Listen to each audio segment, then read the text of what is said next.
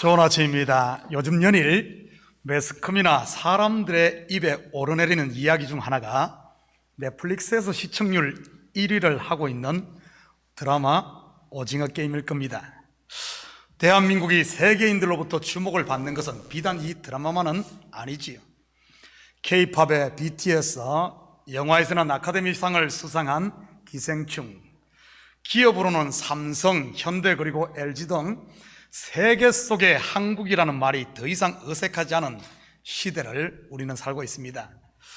지난주 하시는 분이 유튜브 주소를 카톡으로 보내주셔서 제가 오징어 게임을 다 봤습니다.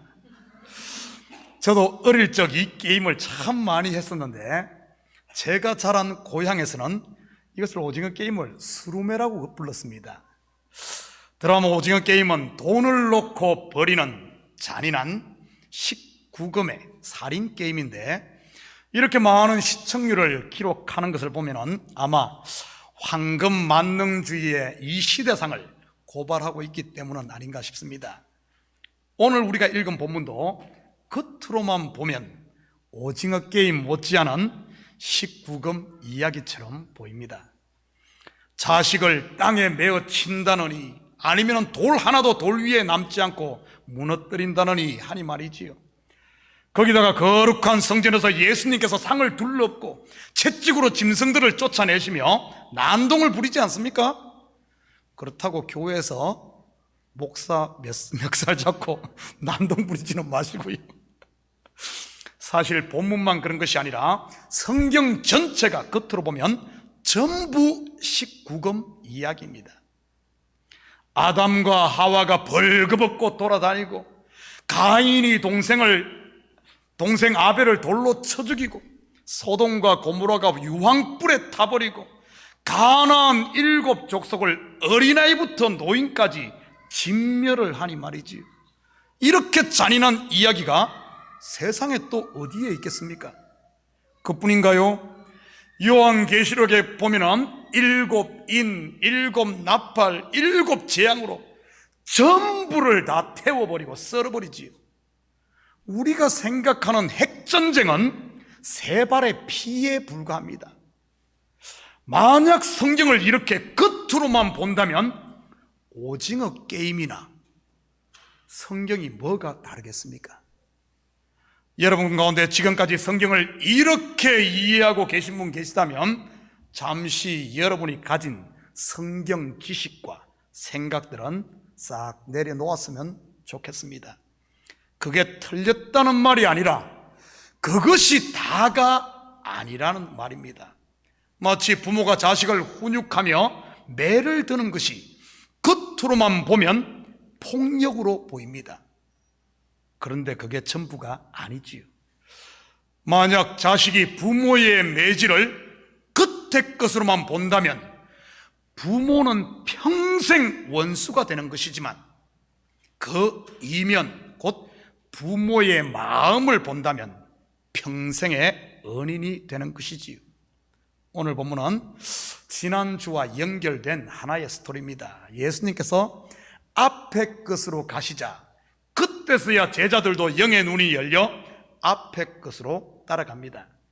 자기들의 겉옷을 벗어 나귀 위에 얹고 길에 펴면서 말이지요. 이는 곧 율법에 의해서 난 자기의 이 겉옷을 벗어 던졌다는 이런 말입니다. 그렇다면 앞의 것이 무엇이라고 했습니까? 율법이 아닌 진리, 겉의 것이 아닌 속의 것, 보이는 것이 아닌 보이지 않는 것, 육신의 예수가 아닌 성령으로 성도들 가운데 다시 오시는 예수, 첫째 것이 아닌 둘째 것이라고 했습니다. 예수님께서 어미 나귀가 아닌 새끼 나귀를 탄 것이 이것을 보여주는 것이라고 했지요. 그때 앞의 것 곧 진리의 눈이 열린 제자들이 이렇게 외칩니다. 38절입니다. 이르되 찬송하리로다 주의 이름으로 오시는 왕이여 하늘에는 평화여 가장 높은 곳에는 영광이로다 하니. 여러분 이 찬양 어디서 많이 들어보지 않았습니까? 바로 예수 그리스도께서 베들레헴에 탄생했을 때 하늘의 천군과 천사들이 부른 찬양이지요. 확인합니다. 누가복음 2장 13절 14절입니다. 호련히 수많은 천군이 그 천사와 함께 하나님을 찬송하여 이르되 지극히 높은 곳에서는 하나님께 영광이요 땅에서는 하나님의 기뻐하신 사람들 중에 평화로다 하니라. 저와 여러분의 입에서도 이 찬송이 있기를 축복합니다. 이 찬송은 진리를 아는 사람만이 부를 수 있는 찬송이니까요. 바로 마음에 하늘의 평강이 임한 그런 사람들 말이지요. 39절입니다. 무리 중 어떤 바리새인들이 말하되 선생이여 당신의 제자들을 책망하소서 하거늘. 그런데 진리를 아는 제자들의 찬양에 불만을 토하는 사람들이 있네요. 바로 성경을 19금 곧 오징어 게임으로만 보는 율법의 메인 바리새인들 말이지요. 그런데 이 이야기가 어찌 그들만의 이야기였습니까? 우리 또한 성경의 진리를 바로 알지 못하면 이렇게 될 수밖에 없지요. 교회가 다 썩었다는 둥, 목사들은 전부 도둑놈이요 사기꾼이라는 둥, 그리스도 안에서 기뻐하는 성도들을 향해 술 취했다는 둥, 열심히 복음 전하는 사람들을 향해 미쳤다며 손가락질하게 되는 것입니다. 성경에 보면 실질적으로 그런 사람들이 나오지 않습니까? 하나님과 심정이 통해 기도하는 한나를 향해 타락한 엘리 제사장이 술 끊으라고 난리를 쳤지 않습니까? 오순절 성령 충만을 받아 방언하는 제자들을 향해 무리들이 한 말이 무엇입니까? 대낮부터 술 취해 술 주정한다고 비웃었지요. 그렇다면 과연 남을 정죄하는 그 사람의 마음 상태는 어떨까요? 은혜와 평강의 천국일까요? 아니면 원망과 불평의 지옥일까요? 40절입니다. 대답하여 이르시되 내가 너희에게 말하노니 만일 이 사람들이 침묵하면 돌들이 소리 지르리라 하시니라. 예수님께서 아주 코믹한 표현을 썼지만 사실은 코믹한 표현 속에 아주 뼈있는 숨은 의미가 있는 말씀입니다. 그렇다면 돌들이 소리 지른다는 말이 무슨 뜻일까요? 성경에 돌들이 소리 지른 때가 과연 있을까요? 있습니다. 먼저는 모세가 시내산에서 첫 번째 십계명 돌판을 받아 내려올 때입니다. 그때 산 아래에서는 아론을 중심한 백성들이 금송아지 우상을 만들어 춤추며 우상 숭배를 하고 있었지요. 이 광경을 목격한 모세가 어떻게 합니까? 그 첫 번째 돌판을 들어 백성들이 다 보는 그 앞에서 팍 깨뜨려 버립니다. 돌이 깨지는 소리, 곧 돌들이 소리 지른 것이지요. 두 번째는 광야를 걷던 이스라엘 백성들이 마실 물이 없자 모세를 원망합니다. 그때 하나님께서는 모세에게 호렙산 바위를 치라고 하지요. 모세가 백성들 다 모으고 그들 앞에서 내가 너희를 위해 물을 내려 하고 외치며 바위를 힘차게 2번 내리치자 바위가 터지며 돌들이 소리 지르지요. 그렇다면 십계명 첫 번째 돌비가 깨지고 호렙산 바위가 터지는 것의 실체는 무엇을 말하는 것일까요? 첫 번째 돌비가 깨져야 깨지지 않는 두 번째 돌비가 주어지는 것이요, 바위가 터져야 생수가 솟아나는 것, 바로 예수 그리스도의 십자가 죽음을 말하는 것입니다. 내가 죽어야 너희가 사는 거야, 이 말이지. 41절 42절입니다.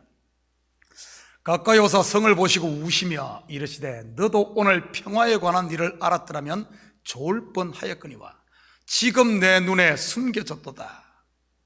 가까이 오사, 이 원어, 헬라어 원어에는 이 단어가 앵기조인데 이 말은 단순히 물리적 거리만을 이야기하는 단어가 아닌 어떤 큰 일이 가까이 다가오고 있음을 암시하는 그런 단어입니다. 그렇다면 다가오는 큰 일이 무엇이겠습니까? 예수님께서 공생의 마지막 6월절에 예루살렘에 오신 목적, 바로 소리 지르는 돌이 되기 위해서 오셨지요. 그때 예루살렘 성을 보시며 우십니다. 그렇다면 예수님의 울음의 의미가 무엇일 것 같습니까? 예수님께서 우신 때가 또 있지요. 언제죠? 마르다 마리아의 오라비 나사로가 죽었을 때입니다. 불쌍해서 울었을까요? 아이고 불쌍한 내 새끼 하면서 말이지. 여러분, 사람들이 언제 웁니까? 사랑하는 사람이 죽었을 때, 그리고 새 생명이 태어났을 때이지요. 바로 예수님의 울음도 영적으로 깊이 들여다보면 그냥 불쌍해서 울었다는 이런 의미가 아니라 바로 죽음과 새 생명의 탄생을 포함한 이 울음입니다. 너희가 평화에 관한 일, 곧 진리를 알지 못하기에 내가 죽어야 하는 거야. 울음 속에는 이런 의미가 포함되어 있어요. 너희의 눈이 감겨있기에 그 눈을 뜨게 하기 위해 내가 죽는 거지. 내가 죽음으로 너를 낳는 거야. 하나님의 아들로 말이지. 이것을 담은 울음입니다. 이런 구원의 비밀이 여인의 출산 속에 숨겨져 있는 것입니다. 요한복음 12장 24절입니다. 내가 진실로 진실로 너희에게 이르노니 하늘의 밀이 땅에 떨어져 죽지 아니하면 하늘 그대로 있고 죽으면 많은 열매를 맺느니라. 바로 예수님의 울음은 아이를 출산하는 어미의 울음이요, 또한 어둠을 헤치고 나와 첫 빛을 보는 아이의 울음인 것입니다. 43절 44절입니다. 날이 이를지라 내 원수들이 토튼을 쌓고 너를 둘러 사면으로 가두고 또 너와 및 그 가운데 있는 내 자식들을 땅에 메어치며 돌 하나도 돌 위에 남기지 아니하리니 이는 내가 보살핌 받는 날을 알지 못함을 인함이니라 하시니라. 날이 이를지라, 여기 날은 어떤 날을 말하는 것일까요? 터미네이터 영화에서 나오는 지구 종말의 날을 말하는 것일까요? 일부에서는 또 그렇게 푸는 데가 있죠. 무슨 다가올 미래를 준비하라 하면서 말이지요. 여러분, 이 날은 출산의 날이요, 눈이 열리는 날, 곧 진리를 알게 되는 날입니다. 그러고 보니 우리 정은지 집사님 곧 날이 이르겠네요. 오늘 오후에 베이비 샤워 한다고 들었는데 맞습니까? 시간 되시는 여자분들은 날이 이르기 전에 좀 맛있는 것도 사주시고 위로도 해주시고 격려도 해주시기 바랍니다. 그렇다고 너 이제 죽었다 이러면서 겁주지는 마시고요. 병원 안 가겠다고 버티면 우리 지휘자님 고생 무지하게 하니까 말이지. 사실 이 구절들에 사용된 단어들은 조금만 깊이 들여다보면 전부 성전과 관련된 용어들입니다. 먼저 토툰을 쌓는다 할 때 토툰이 헬라 원어의 카락스인데, 이 말은 뾰족한 말뚝을 땅에 박아 만든 울타리라는 뜻입니다. 울타리는 구별된다는 뜻이지요. 그리고 쌓는다는 페리발로, 헬라어로 페리발로로, 이는 옷을 입힌다는 뜻입니다. 결국 토튼을 쌓는다는 말은 그리스도의 옷, 진리의 옷을 입혀 구분한다는 이런 뜻입니다. 진리로 옷 입혀 구별된 것이 무엇입니까? 바로 교회이지요. 우리를 교회 만들기 위해 옛 성전, 돌 성전, 그것을 무너뜨리는 겁니다. 그 이야기를 하고 있는 거예요. 그리고 사면으로 가둔다 할 때 이 사면이란 단어 또한 성소와 지성소와 관련된 용어입니다. 여러분, 지성소가 가로, 세로, 높이가 같은 정사면체 구조로 되어 있지 않습니까? 그렇다면 자식들을 땅에 메어 친다는 말은요, 자식은 열매를, 그리고 땅은 기초를 말하는 것으로 초보적인 또는 초등학문, 즉 율법 성전을 무너뜨리겠다는 이런 말입니다. 이는 곧 율법으로 난 의가 다 깨어지고 부서짐을 말하는 것입니다. 이런 것들이 다 없어져야 진짜가 드러나는 것 아닙니까? 이러한 구원의 비밀은 우리가 이 자연계 속에서도 볼 수가 있죠. 숨겨져 있는 것들 말입니다. 여러분, 매미가 되기 위해 매미의 유충은 7년 또는 13년을 땅속에서 군뱅이로 삽니다. 그러다가 유충이 매미가 되기 위해서 첫 번째 몸이 깨지며 허물을 벗고 나올 때 하늘을 나는 매미가 되지요. 새들도 마찬가지 아닙니까? 자기를 보호하고 있던 첫것 곧 알이 깨져야 날개를 펴고 마음껏 창공을 나는 것이고요. 돌 위에 돌이 있는, 돌 위에 돌 하나도 남지 않는다. 이 말은 무슨 뜻일까요? 여러분, 돌 위에 돌이 있는 물건이 뭐죠? 돌 위에 돌이 있는 물건, 예? 맷돌입니다. 그런데 이 맷돌 아래짝만 남고 윗짝이 없으면 어떻게 됩니까?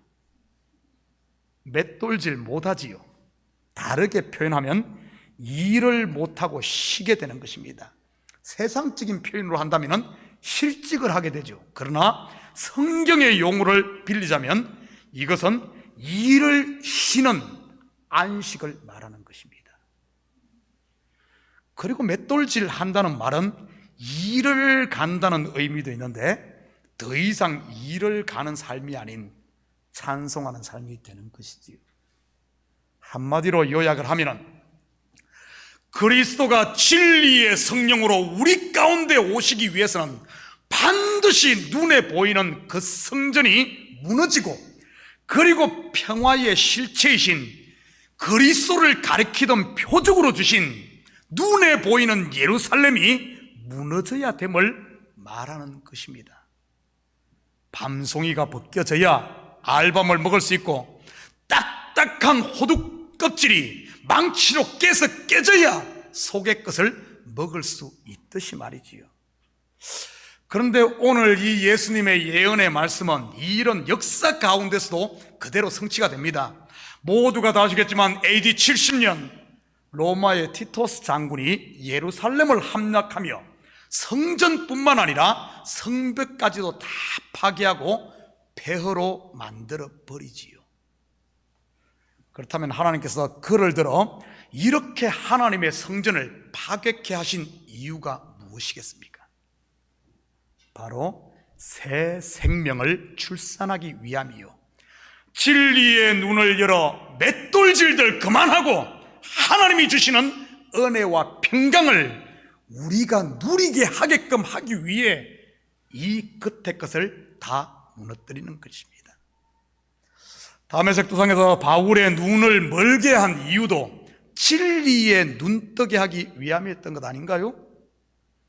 진리의 눈이 열리면 무너짐도 세워짐도, 죽음도 생명도, 이름도 찾음도 전부 하나님의 선이요 복인 줄 믿습니다. 45절 계속 봅니다. 성전에 들어가서 장사하는 자들을 내쫓으시며, 평행 구절을 한번 볼까요? 마태복음 21장 12절입니다. 예수께서 성전에 들어가서 성전 안에서 매매하는 모든 사람들을 내쫓으시며 돈 바꾸는 사람들의 상과 비둘기 파는 사람들의 의자를 둘러 엎으시고, 왜 예수님께서 이렇게 의자를 둘렀고 내쫓고 난리를 친 것일까요? 성전을 더럽히는 강도들 때문에 열불이 나서 그런 것일까요? 여러분, 예수님 그렇다고 쉽게 열불 내고 그런 분 아닙니다. 우리는 또 이렇게 포장을 하지요. 예수님의 거룩한 분노라고 말이지. 그러면서 교회에서 내가 내는 분노는 하나님이 주신 거룩한 분노이고 다른 사람이 내는 화는 귀신 들려 그런다고 하지는 않습니까? 장사하는 자를 내쫓았다고, 이 내쫓았다는 것은 교회에서 장사하지 말라는 말일까요? 예전에 제가 이 설교했다가 한 가정이 시험 들어 교회를 떠난 아픈 기억이 있습니다. 그분이 아메이를 하시는 분인데 저는 몰랐는데 성도들 몇 분과 이렇게 접촉을 했었나 봅니다. 그런데 하필 이 설교와 아다리가 그냥 돼가지고 딱 맞아 떨어져가지고 목사가 설교에서 자기를 깠다나 찍었다나 하면서 시험 들어 교회를 떠났습니다. 혹시 교회에서 장사하시는 분 계신가요? 목사가 까는 것 아니니 교회 떠나고 그러지 마십시오. 그렇다고 마음껏 장사라는 말은 아닙니다. 필요하다면 성도들끼리 서로 도와주면 얼마나 좋습니까? 그렇지만 이 항상 돈 거래는 조심해야 됩니다. 왜냐하면 누구나 할 것 없이 성인 군자라 할지라도 이 돈에는 좀 민감하잖아요. 사람이 나빠서 그러겠습니까만은 돈이란 게 참 묘해가지고 때로는 요 돈이 사람을 속여 먹습니다. 성도에게 있어 교회로 향하는 발걸음에 걸림돌이 있는 것은 좋은 현상이 아니지요. 교회에서 장사하지 맙시다 이런 이야기는 말 안 해도 여러분 초등학생도 다 알고 있을 겁니다. 그렇다면 본문에서 말하는 성전에서 장사하는 자들을 내쫓고 내 집을 장사하는 집으로 만들지 말라는 이 말의 진의가 무엇일까요? 물론 성경을 겉으로만 보면 당시 성전에서 성행하던 부도덕한 이 상행위를 못하게 한 것을 말합니다. 맞습니다. 당시에 성전에서 보면 돈 바꾸는 자들이 있었어요. 왜 돈을 바꿨는가 하면은 그 당시에 통용되던 돈은 로마 화폐 데나리온입니다. 그 데나리온에는 로마 황제의 화상이 초상이 들어있어가지고 유대인들은 이 데나리온으로 한 성전에 성전세를 헌금을 받을 수 없다 해서 어떻게 했는가 하면 성전세를 낼 때는 유대인들이 사용하는 쉐켈이라는 세겔이라는 이 유대돈으로 바꿔서 성전세를 받았습니다. 지금도 그러잖아요. 이 환전을 하면은 외환법에 보면은 이 수수료를 떼잖아요. 그런데 그 당시는 과하게 떼버렸습니다. 그뿐만이 아닙니다. 그 당시에 제사를 드리려면은 어떻게 드립니까? 제사를 드리려면 전부 제물을 가지고 와야지요. 그런데 제물을 저 멀리서부터 가지고 올 수 있겠습니까? 배 타고 요즘으로 말하면 비행기 타고 와야 되는데 어떻게 소 싣고 양 싣고 이렇게 오겠어요? 그러다 보니까 돈을 가지고 와서 성전 가까이에서 제물을 샀습니다. 한마디로 말하면 그 당시 이런 모든 성전에서 이루어지는 상권은 대제사장이 독점권을 가지고 있었기 때문에 한마디로 이것은 황금알을 낳는 오리와 같았지요. 그러다 보니 대제사장과 인맥이 있는 사람들이 거기에 상권을 장악하고 요즘 쉬운 말로 하면은 바가지를 씌웠던 겁니다. 성경에서 말하는 장사 또는 매매라는 말은 단순히 물건을 사고 파는 그런 행위만을 말하는 게 아닙니다. 물론 그 당시에 행해지고 있었던 그런 거 하지 말라는 의미도 있지만 좀 더 근원적으로 보면은 그 이야기가 아닙니다. 대부분 그까지만 알고 있죠. 우리는 한 발 더 들어가 봅시다. 여기에 머물면 안 돼요. 그렇다면 성전에서 하는 장사 또는 매매가 무엇을 말하는 것일까요? 먼저 성전이 무엇을 하는 곳이죠? 제사를 지내는 곳이죠. 제사는 왜 지냅니까? 죄 지은 사람이 죄 사함 받기 위해서 제사를 지내는 것입니다. 우리 조상들이 지냈던 제삿날 제사 지내는 거, 명절에 차례 지내는 거, 이것 아닙니다. 그런 거와 전혀 달라요. 그러면 제사를 드리기 위해서는 어떻게 해야 됩니까? 죄 지은 사람이 비둘기나 양이나 소 등 제물을 가지고 와야 하지요. 그리고는 그 제물에 손을 얹어 안수를 하고 자신이 지은 죄를 고백하며 그 짐승에게 나의 죄를 다 전가시키고, 그리고는 그 짐승을 손수 잡습니다. 그러면 그 잡은 짐승을 가지고 제사장이 제사를 드리지요. 그러면 죄를 사함받습니다. 짐승을 주고 제사함을 받는 것, 뭔가를 주고 대가를 받는 것, 이것을 장사, 매매라고 하는 겁니다. 매매란 말 그대로 무엇을 주고 그 대가를 받는 것을 말하지요. 성경에서 말하는 장사란 바로 이 제사행위, 좀 더 넓게 말하면 율법을 지키는 모든 것을 통틀어 매매, 장사라고 하는 겁니다. 율법을 지키면 그 대가로 뭘 받습니까? 복을 받고, 율법을 지키지 못하면 그 대가로 저주를 받지 않습니까? 바로 주고받는 매매, 장사지요. 창세기에 보면 이렇게 장사에 능통한 한 사람이 나옵니다. 누굴까요? 바로 요셉입니다. 먼저 자신이 형들의 손에 의해 팔립니다. 장사되죠. 매매가 되죠. 그리고 후에 애굽의 총리가 되어 7년 풍년 동안 애굽의 모든 소출의 20%를 세금으로 거두어 드립니다. 그리고는 그 받은 곡식을 팔아서 장사해서 7년 흉년 동안 애굽 사람들의 모든 가축과 애굽 사람들의 모든 땅과 심지어는 그 애굽 사람들까지 전부 다 사버립니다. 단 제사장만 빼고요. 7년 흉년이 끝나자 애굽의 모든 것이 바로의 소유가 되어버립니다. 엄청난 장사꾼이죠.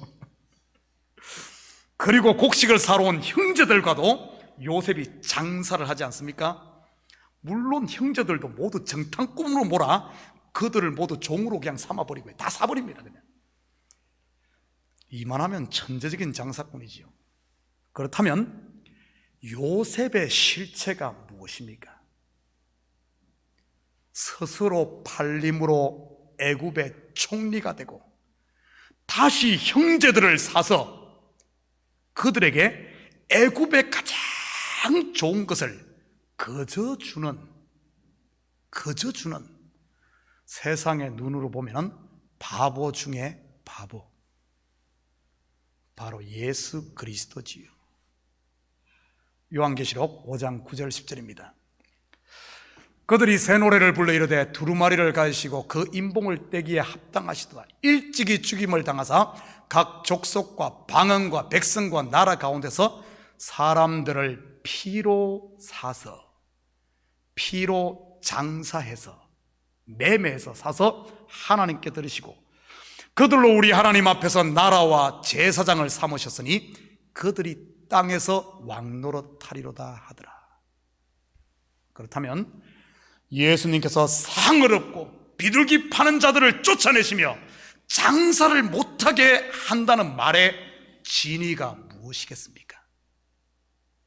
그것은 바로 율법의 마침을 말하는 것이지요. 우리가 앞에서 공부한 옛 성전의 무너짐을 말하는 것이요, 표적으로 주신 예루살렘의 멸망을 보여주는 것입니다. 지금까지 그림자와 모형으로 하던 장사의 실체가 왔으니 이제는 모형은 더 이상 필요가 없이 버려야 하는 것이지요. 마치 아이들이 장난감 자동차를 타고 놀다가 성인이 되어 진짜 자동차를 선물로 받았으면 더 이상 장난감 자동차 가지고 놀지 않고 버리는 것처럼 말입니다. 지난 설교에서 뭐나 비유에서도 같은 내용이 나오지 않습니까? 주인이 왕위를 받으러 갈 때 종들을 불러 장사하라고 한 번화씩 주었지요. 그 한 번화가 무엇입니까? 바로 율법 아닌가요? 그리고 주인이 왕위를 받아 와서는 어떻게 했습니까? 또 나가서 장사라고 했나요? 한 번화를 가지고 10번화를 남긴 종에게 너 이제 너 장사 잘하네? 10개 가지고 또 장사해. 그랬어요? 그 10번화를 가진 그 종에게 장사를 시킨 것이 아니라 10고을 권세를 차지하라고 주었지요. 무슨 말입니까? 이제는 장사하지 말고 나와 함께 왕노릇하자 이 말입니다. 그리고 무엇이라고 했습니까? 네가 작은 일에 충성하였으니 주인의 즐거움에 참여하라고 했지요. 장사 그만하고 이제는 은혜와 평강에 하나님의 나라를 살라는 이 말입니다. 영원토록 그분을 기뻐하며 그분을 찬양하며 말이지요. 요한계시록에 땅에서 올라온 짐승, 바다에서 올라온 짐승이 매매를 못하게 한다는 말도 들어봤죠? 뭐 666 이야기 나오는데 그 말도 넓은 의미에서 보면 율법의 마침 곧 새날의 시작을 말하는 것입니다. 성경을 겉으로만 이렇게만 다 봐버리니까 슈퍼마켓에 가서 시장 못 보게 한다는 말로 이렇게 알아듣고 전부 조금만 뭔가 낌새만 이상하면 가서 그냥 갖다 사재기하고, 사재기 제일 많이 하는 사람이 누군 줄 압니까? 예수 믿는 사람들이에요. 성경을 겉으로 보니까 그렇게 되는 겁니다. 여러분, 쇼핑 못할까 걱정하지 마시고 사재기 하지 마시기 바랍니다. 그 이야기 아니에요. 성경을 어떻게 봅니까? 어떻게 봅니까? 장사 시대가 끝났다는 거예요. 끝났다는 거예요. 예수님이 오심으로 말미암아 율법이 완성되고 이제는 왕노릇하는 시대, 은혜와 평강의 시대, 그분을 기뻐하는 것이 너희의 힘인 시대. 아직도 성전에서 장사하시는 분 계신가요? 영업 끝났습니다. 이제 그만 장사하시고 손 씻고 발 닦고 값없이 주시는 주인의 잔치자리에 들어와서 함께 안식하며 즐기시기를 축복합니다. 46절입니다. 그들에게 이르시되 기록된 바 내 집은 기도하는 집이 되리라 하였거늘 너희는 강도의 소굴을 만들었도다 하시니라. 내 집은 기도하는 집이라. 무슨 말이죠? 고린도서 3장 16절입니다. 너희는 너희가 하나님의 성전인 것과 하나님의 성령이 너희 안에 거하시는 것을 알지 못하느냐. 한 구절도 봅니다. 로마서 8장 26절 27절입니다. 이와 같이 성령도 우리의 연약함을 도우시나니 우리는 마땅히 기도할 바를 알지 못하나 오직 성령이 말할 수 없는 탄식으로 우리를 위하여 친히 간구하시느니라. 마음을 살피시니가 성령의 생각을 하시나니 이는 성령이 하나님의 뜻대로 성도를 위하여 간구하심이니라. 바로 거듭난 성도가 성령이 거하는 성전이요, 우리 속에 있는 성령이 친히 우리의 영과 더불어 기도한다는 말입니다. 우리가 기도하는 집이요, 우리가 기도하는 집. 그렇다면 강도의 소굴을 만든다는 말은요, 성경에서 강도가 누구입니까? 강도. 예수님께서 요한복음 10장에서 나보다 먼저 온 자는 강도요 그랬어요. 그렇다면 예수님보다 먼저 온 게 뭡니까? 바로 율법이지, 율법. 예수님이 오셨는데 예수님을 영접하지 않고 율법 아래 종로로 타고 있으면 그것이 바로 강도짓 하는 겁니다. 강도짓 하는 거예요. 이 시대 교회에서 자기 이름 내려고 자기 의를 자랑하고 다른 사람 판단하고 이러고 있는 그게 강도짓입니다. 그게 강도짓.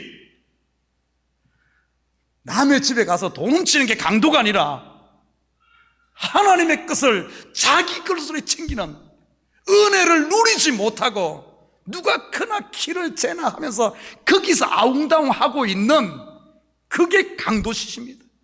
그리고 예수님께 십자가에 못 박히기 전에 두 강도가 있었네요. 바로 율법의 저주로 무너지고 파괴되어야 할 옛 사람을 말하는 것이지. 사랑하는 성도 여러분, 성경은 19금 드라마 오징어 게임이 아닙니다. 나를 하나님의 자녀로 낳기 위해 해산의 고통을 치르신 그분의 사랑 이야기인 것이지. 바로 멸망해야 할 예루살렘 성도, 파괴되어야 할 돌 성전도, 그리고 쫓겨나야 할 성전에서의 장사도 전부 실상은 율법의 저주로 심판받아야 할 나를 대신한 예수 그리스도의 십자가를 말하는 것이었지요. 이러한 처음 하늘과 처음 땅이 예수와 함께 십자가에 무너졌기에 오늘 거듭난 하나님의 아들 그리스도의 신부인 저와 여러분이 지금 이곳에서 하나님을 예배하며 천국 잔치를 맛보고 있는 줄 믿습니다. 이 한 주간도 그리스도의 피로 값주고 산 여러분의 몸 성전을 강도에 구별되게 하지 마시고 은혜와 평강 그리고 감사와 찬양으로 성령이 함께하는 기도하는 집 하나님의 성전으로 사는 복된 한 주가 되기를 주님의 이름으로 축복합니다. 같이 기도하십시다. 사랑의 아버지 하나님, 참으로 감사드립니다. 우리가 이렇게 존귀하고 예수의 핏값으로 새로 태어난 존재임에도 다시 율법으로 돌아가려고 하는 우리의 이 아버지 하나님, 강도짓 하려고 하는 우리의 잘남들, 우리의 의들, 서로 아버지 하나님 판단하고 시기하고 하려고 하는 이런 것들 차례하지 못하도록 주님 다시 무너뜨려 주시옵소서.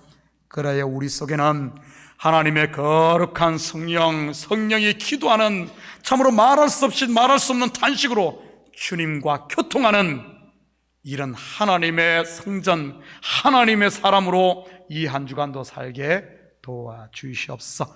감사드리며 예수님의 이름으로 기도드립니다. 아멘. 다 같이 자리에 일어납니다. 우리 찬송